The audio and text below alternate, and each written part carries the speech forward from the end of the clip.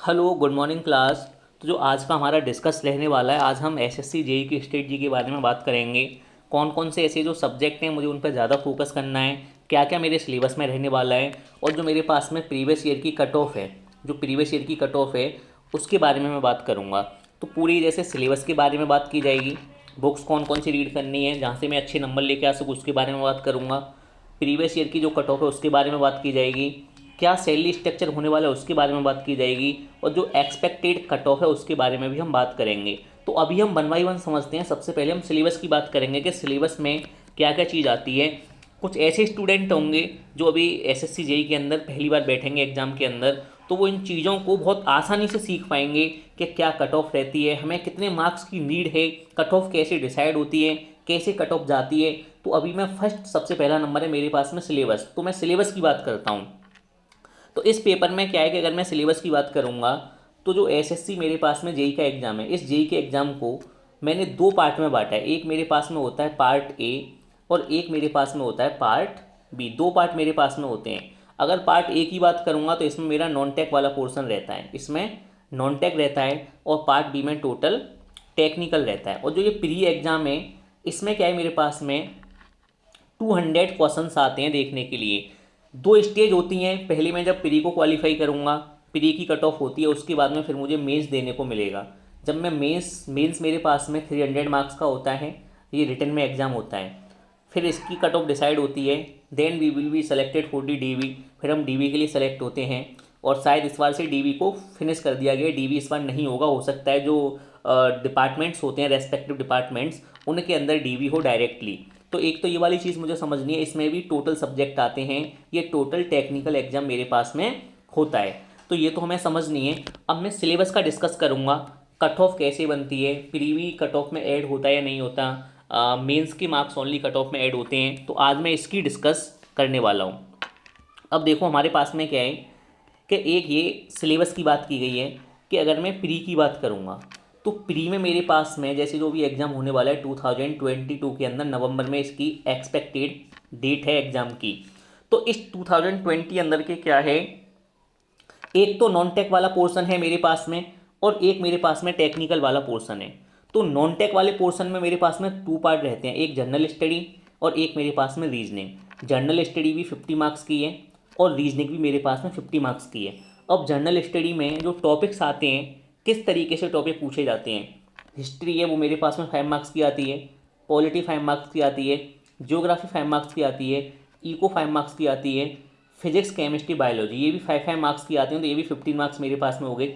Static जी के 5 marks की आती है, और जो आज का सिनेरियो चल रहा है करंट अफेयर्स भी 10 मार्क्स की आती है। तो ऐसे करके टोटल मेरे पास में ये 50 मार्क्स होते हैं नॉन टेक्निकल में। जनरल स्टडी के 50 मार्क्स की रीजनिंग आती है।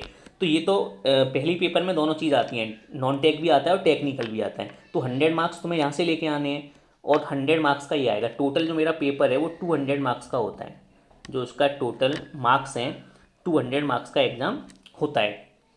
अब देखो ये तो नॉन टेक की बात रही। अब मैं अगर टेक्निकल की बात करूँगा तो टेक्निकल फील्ड में ये मेरे पास में सब्जेक्ट हैं, टोटल 11 सब्जेक्ट हैं मेरे पास में। जैसे 11 सब्जेक्ट में मैंने डिवाइड कर दिया एक तरीके से, मोटा मोटा 11 सब्जेक्ट हैं।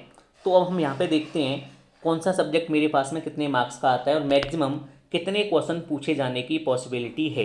तो देखो भाई, सबसे जो पहला मेरा सब्जेक्ट है, अगर मैं सबसे पहले सब्जेक्ट की बात करूँगा तो सबसे पहला मेरा सब्जेक्ट है स्ट्रेंथ ऑफ मटेरियल। तो अगर मैं स्ट्रेंथ ऑफ मटेरियल की बात करूँगा तो ये मेरे पास में कितने मार्क्स का आता है, ये लगभग लगभग मेरे पास में 10 क्वेश्चन इसमें से स्ट्रेंथ ऑफ मटेरियल में से मुझे देखने को मिलेंगे। अगर मैं स्ट्रक्चर एनालिसिस की बात करूँगा तो इसमें से मुझे कम से कम नहीं तो 3 से 4 क्वेश्चन देखने को मिल जाते हैं स्ट्रक्चर एनालिसिस में से। अगर मैं डिज़ाइन की बात करूँगा, जो आरसीसी डिज़ाइन है, अगर मैं डिज़ाइन की बात करूँगा तो आरसीसी डिज़ाइन से भी मुझे कम से कम नहीं तो 10 क्वेश्चन देखने को मिल जाते हैं। अगर मैं स्टील डिज़ाइन की बात करूँगा तो यहाँ से भी मुझे 5 to 8 क्वेश्चन, मतलब 10 क्वेश्चन तक यहाँ भी मुझे देखने को मिल जाते हैं अगर मैं स्टील डिज़ाइन की बात करूँगा। तो अगर मैं बिल्डिंग मटेरियल की बात करूँगा और कंक्रीट की, यहाँ से ही मुझे 10 क्वेश्चन देखने को मिलते ही मिलते हैं। एस्टिमेटिंग कॉस्टिंग एंड वैल्यूएशन, यहाँ से मुझे 5 क्वेश्चन देखने को मिल जाएंगे। इन्वायरमेंटल इंजीनियरिंग से कम 10 क्वेश्चन देखने को मुझे मिलेंगे। सॉइल मैकेनिक्स से, आजकल जो सॉइल मैकेनिक्स का वेटेज है वो काफ़ी बढ़ गया है, तो सॉइल मैकेनिक्स में कम से कम 10 से 15 क्वेश्चन भी हमें देखने को मिल सकते हैं, तो कोई बहुत ज़्यादा बड़ी ये बात नहीं है। तो अगर मैं सॉइल मैकेनिक्स की बात करूँगा तो यहाँ हम 10 to 15 क्वेश्चन मुझे मिल सकते हैं प्री के अंदर। हाइड्रोलिक्स की बात करूँगा, इसमें भी मेरे पास में फ्लूइड मैकेनिक्स आ जाती है, ओपन चैनल फ्लो आ जाता है, तो यहाँ भी कम से कम नहीं तो 10 क्वेश्चन मुझे देखने को मिलते हैं। अगर मैं एरीगेशन की बात करूँगा, एरीगेशन हो गया, हाइड्रोलॉजी हो गया, तो यहाँ से भी 5 से 7 क्वेश्चन मुझे देखने को मिलते हैं। ट्रांसपोर्ट की बात करूँगा तो 10 to 15 क्वेश्चन मुझे देखने को मिल जाते हैं। ट्रांसपोर्ट आजकल ज़्यादा पूछे जाने लगा है, इसमें रेलवे भी आती है, इसमें हाईवे, दोनों आते हैं ट्रांसपोर्ट इंजीनियरिंग के अंदर, रेलवे इंजीनियरिंग और हाईवे इंजीनियरिंग। और जो सर्विंग अकेला, ये भी काफ़ी इंपॉर्टेंट सब्जेक्ट है, इसमें से भी मुझे 10 क्वेश्चन कम से कम देखने को मिलते हैं। ओवरऑल ये रहा, अगर मैं बताना चाहूँ तो जितनी भी मैंने सब्जेक्ट की बात की, जितने मैंने क्वेश्चंस की बात की, तो overall 10 to 15 question her subject से देखने को मिलते हैं। तो हमें किसी सब्जेक्ट पर कम कमांड नहीं करनी है, पूरी अच्छी तरीके से हमें कमांड करके सब्जेक्ट को रखना पड़ेगा, जिससे क्या है कि मैं अच्छे से अच्छे नंबर लेके आ सकूं और मैं पूरा टेक्निकल को कवर कर पाऊँ। पेपर का जो लेवल रहता है वो एक तरीके से मॉडरेट रहता है, ना ज़्यादा इजी ना ज़्यादा टफ। तो ये इसके टेक्निकल के सिलेबस की बात रही। तो अगर मैं टेक्निकल के बाद जाऊंगा, मैंने ये प्री क्वालिफाई किया, प्री की कट ऑफ जाती है। जैसे अगर मैं कट ऑफ की बात करूंगा तो मेरे पास में क्या कट ऑफ रहती है, अभी जो लास्ट टाइम एग्ज़ाम हुआ था 2020 वाला, इसकी प्री की कट ऑफ देखो, जो एससी कैटेगरी थी उसकी कट ऑफ थी 99। तो कितने कैंडिडेट बुलाए थे, 664 कैंडिडेट्स आर अवेलेबल ऑनली। अगर मैं एसटी की बात करूँगा तो उसकी भी 99 कट ऑफ थी। ओबीसी की कट ऑफ कितनी थी, 114, ये ओबीसी की कट ऑफ थी। ईडब्ल्यूएस की 108 कट ऑफ थी और यूआर की मेरे पास में 120 थी, जो हाईएस्ट थी। तो ओवरऑल क्या रहता है, टोटल स्टूडेंट मेरे पास में कितने सेलेक्ट हुए थे, 3826 स्टूडेंट टोटल सेलेक्ट हुए थे, जिस बंदे ने प्री क्वालिफाई कर लिया।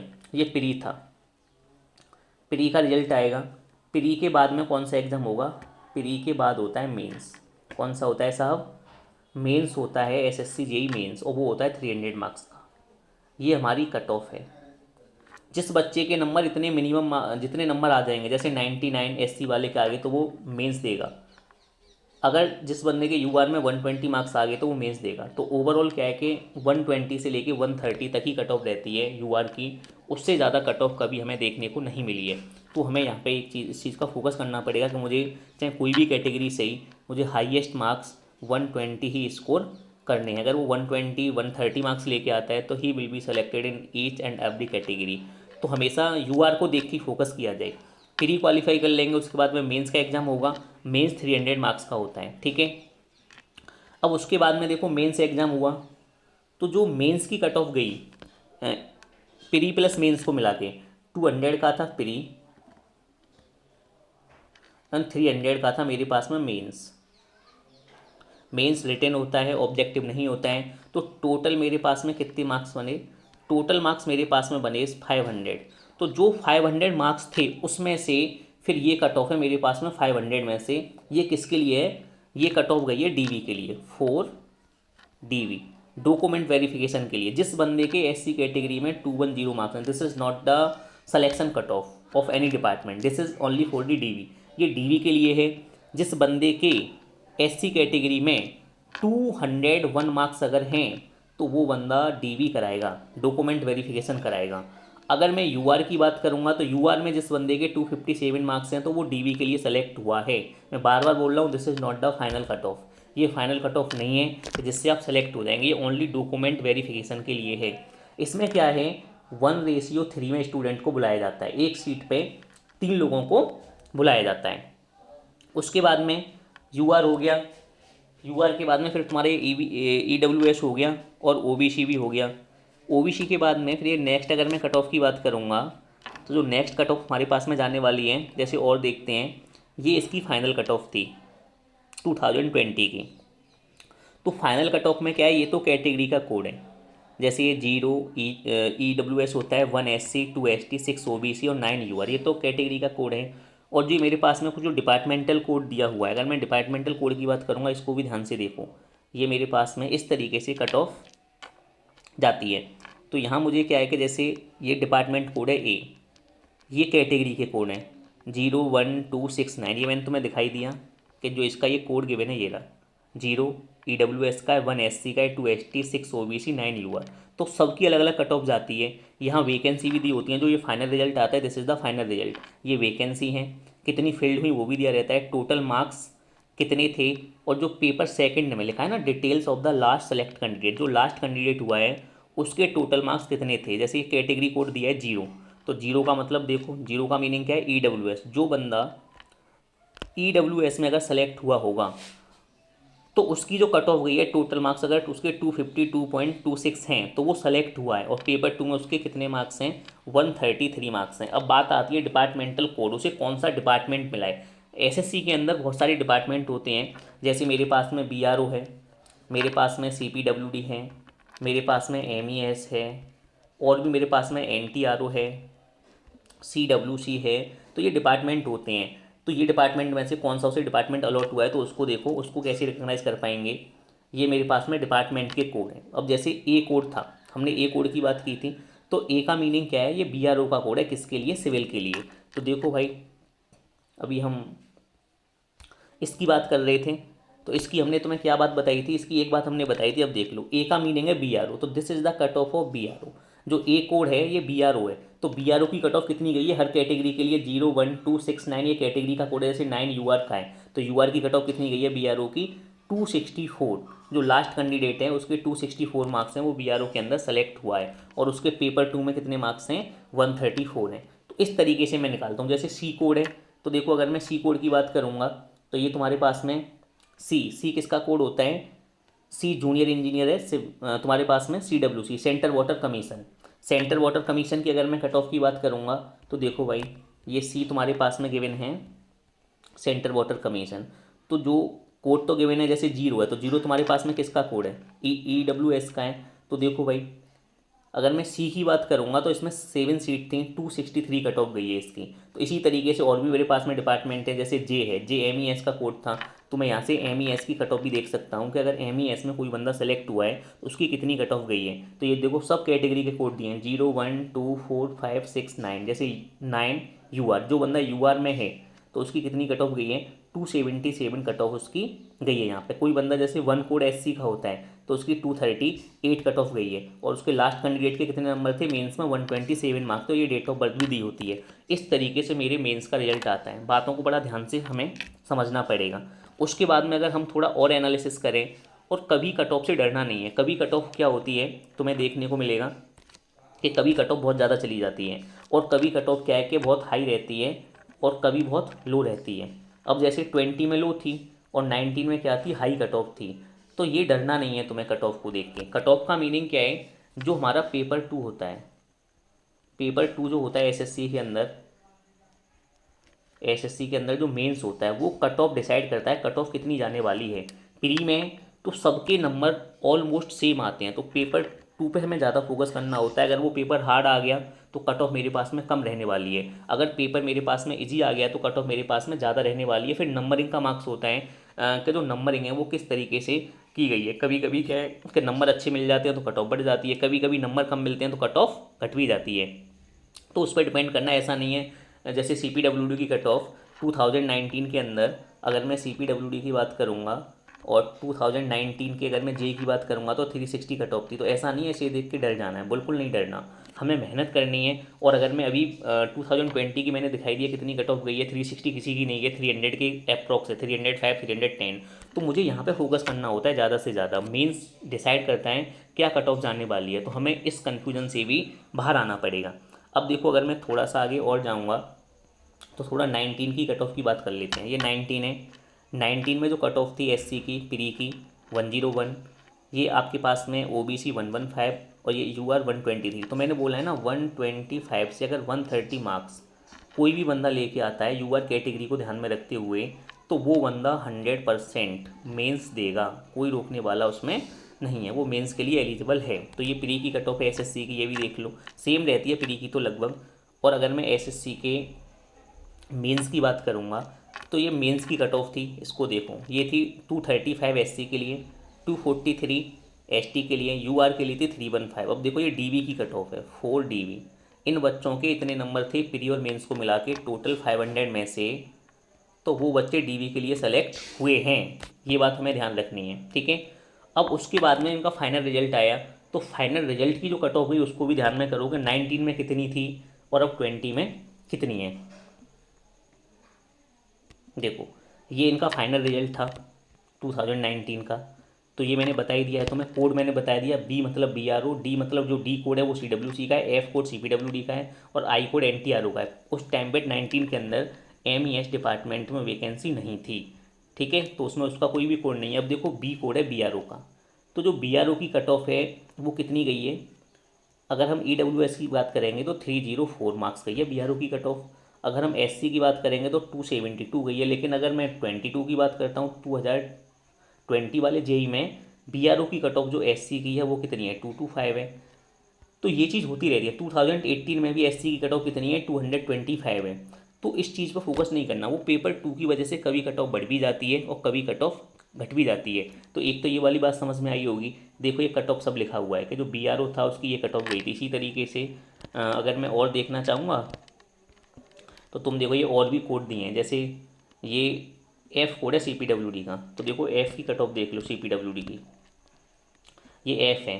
तो देखो एस सी की कितनी गई है 320, और ये तुम्हारे पास में जर्नल की कितनी गई है, ये तुम्हारा ई डब्ल्यू एस में क्या है तुम्हारे पास में ई डब्ल्यू एस एफ कितना है 348 गया है, ठीक है। इस तरीके से हमारे पास में कट ऑफ जाती हैं। और अगर मैं यू आर की बात करूँगा तो यू आर की कितनी है 362 कट ऑफ है। तो ये सी पी डब्ल्यू डी की है। अब इसको देख के डरना नहीं है, मैं बार बार बोल रहा हूँ कि पेपर 2 डिसाइड करता है कट ऑफ कितनी जाने वाली है। तो अच्छी तरीके से मेहनत करते रहो, बिल्कुल जी जान के साथ में, अच्छे नंबर आएंगे, पेपर आसानी से निकल जाएगा, कोई भी दिक्कत नहीं है। उसके बाद में ये तुम्हारे पास में 18 की थी, तो ये कट ऑफ सेम रहती है, जो प्री की कट ऑफ है लगभग लगभग सेम रहती है, 120 से लेके 130 के बीच में ही कट ऑफ रहती है यूआर की हमेशा, प्री की। और इसी को ध्यान में अगर सब लोग इसी चीज़ को ध्यान में रख के तैयारी करेंगे, either SC category OBC category कोई भी कैटेगरी हो, तो वो बहुत अच्छी तरीके से प्री तो उसका क्वालिफाई होना ही होना है। और देखो अगर इसके हम, हाँ अब आती है बात बुक्स की, हमने बात की थी कौन सी बुक्स हमें पढ़नी है। तो जो भी स्टूडेंट तैयारी कर रहे हैं, तो अगर मैं बुक्स की बात करूँगा तो एक मेरे पास में ये बुक है, प्रीवियस ईयर की बुक आती है। हमेशा किसी पेपर को क्वालिफाई करने से पहले उसके बारे में ये जानना ज़रूरी है कि उसके जो पी वाई क्यू होते हैं वो किस तरीके से क्वेश्चन पूछता है। न्यूमेरिकल ज़्यादा पूछता है, थ्योरी ज़्यादा पूछता है, या उल्टे अलग टाइप के क्वेश्चन पूछता है, तो वो हमें कहाँ से पता चलेगा, प्रीवियस ईयर से पता चलेगा। ये मैं किसी बुक का प्रमोशन नहीं कर रहा हूँ, ये बस खाली पढ़ने के लिए बता रहा हूँ। तो ये बुक सबके पास में होनी चाहिए। एस एस सी जेई 2022 या 2023 करके आ रही होगी, आई एस मास्टर ये कोचिंग है दिल्ली के अंदर, उसकी ये बुक है। अगर ये बुक तुम्हारी हो जाती है, इसे 4 से 5 बार लगाओ अच्छे तरीके से, इसके बेसिस पर फिर तुम थ्योरी भी रीड कर सकते हो कि थ्योरी कहाँ से कनेक्ट हो रही है, किस टाइप के क्वेश्चन एस एस सी यही पूछ रहे हैं, ये हो जाती है। तो उसके बाद में फिर आई एस की जो इंजीनियरिंग सर्विस एग्ज़ाम होता है उसकी प्रीवियस ईयर की बुक आती है, तो लास्ट 10 ईयर के 10 से 15 ईयर के लास्ट उसके प्रीवियस ईयर लगाओ। एमसीक्यू लगाने हैं प्री के, एमसीक्यू लगाने के बाद में अगर ये भी हो जाता है तो तुम्हें जैसे ज़्यादा ही अगर और ज़्यादा इंटेलिजेंट बनना है तो फिर गुप्ता एंड गुप्ता की बुक आती है, इसमें भी कम से कम 3500 के करीब क्वेश्चन है। इस वाली बुक को लगाओ, इसका सॉल्यूशन नहीं है, सॉल्यूशन भी मिल जाएगा। अगर चाहिए तो कोई कमेंट करे, कमेंट कर दे, गुप्ता एंड गुप्ता का सॉल्यूशन मिल जाएगा फ्री ऑफ कॉस्ट, कोई दिक्कत नहीं है, ठीक है। तो इसका सॉल्यूशन भी अवेलेबल होगा। ये सब चीज़ें हमें करनी है, और इसके साथ साथ में हमें थ्योरी पे भी बहुत ज़्यादा फोकस करना है। अगर इतनी सब चीज़ें आप कर लोगे तो एसएससी जेई का प्री भी निकल जाएगा, मेंस भी निकल जाएगा। और बहुत सारे लोगों का ये भी क्वेश्चन रहता है कि सर पहले प्री की तैयारी करें, पहले मेंस की तैयारी करें, या दोनों की तैयारी साथ साथ करें। तो पहले अभी प्री पे फोकस किया जाए, क्योंकि प्री का एग्ज़ाम आने वाला है, उसके बाद में 3 मंथ्स मिलते हैं, उसमें मेंस की तैयारी आसानी से हो जाती है।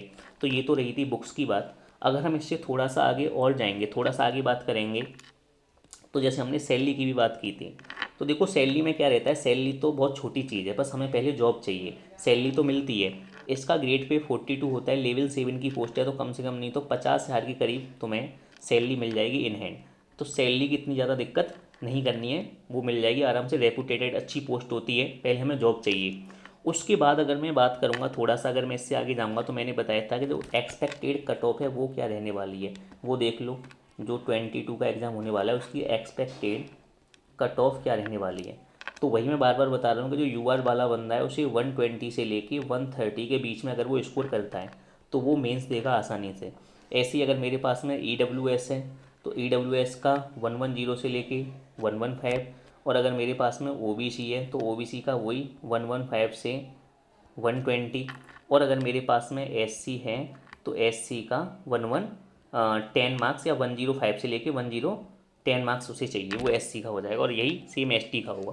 तो ये एक्सपेक्टेड कट ऑफ रहने वाली है प्री के लिए। इतने नंबर अगर कोई बच्चा लेके आता है तो he will be clear the mains exam. इससे ज़्यादा कट ऑफ जाने वाली नहीं है, क्योंकि एसएससी क्वेश्चन का लेवल बढ़ा देती है लेकिन वो कट ऑफ को नहीं बढ़ाती है। तो ये सब चीज़ें वीडियो को ध्यान से देखो, अच्छी लगे कमेंट करो, बताओ अगर कोई कमी है तो उसको भी मैं just I will try to improve the mistake. तो कमेंट करके बताओ कैसा लगा, और पूरा अच्छी तरीके से पढ़ो, कोई दिक्कत आती है वो भी मुझे बताओ। Thank you class.